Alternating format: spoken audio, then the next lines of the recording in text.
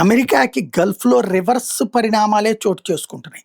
ఓ పక్కన ఖతార్ వచ్చేటప్పటికి తమ దేశంలో ఉన్నటువంటి రాయబార కార్యాలయాన్ని తీసేయమని అడుగుతోంది. ఎట్టి పరిస్థితుల్లో అక్కడ రాయబార కార్యాలయం ఇదే ఆహ్, మన సైనిక బేస్‌ని తీసి పడేయండి అని అడుగుతోంది. ఇరాన్ ఒత్తిడి దెబ్బకి భయపడుతోంది ఖతార్. ఖతార్ పాలకులు, బహ్రెయిన్ పాలకులు వీళ్ళు వణుకుతున్నారు. ఇది ఒకవైపు నడుస్తుంది.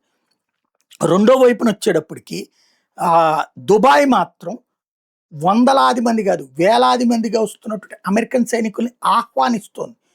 అమెరికా వాళ్ళు ఆ సైన్యం అక్కడ దిగి, అక్కడ నుండి వెళ్ళి ఇరాన్ మీద దాడి చేస్తారట. దీనికి ఆహ్వానిస్తోంది. అంటే ఒక వర్గం ఇప్పుడు ఆ 8 దేశాలు దాడులు ఎదుర్కొంటున్న 8 దేశాల్లో కొన్ని బహ్రెయిను, ఖతార్ లాంటివి ఇరాన్ దారి వైపుకెళ్తుంటే, ఇటు మిగతా వాళ్ళు రివర్స్ ఎళ్తున్నారు.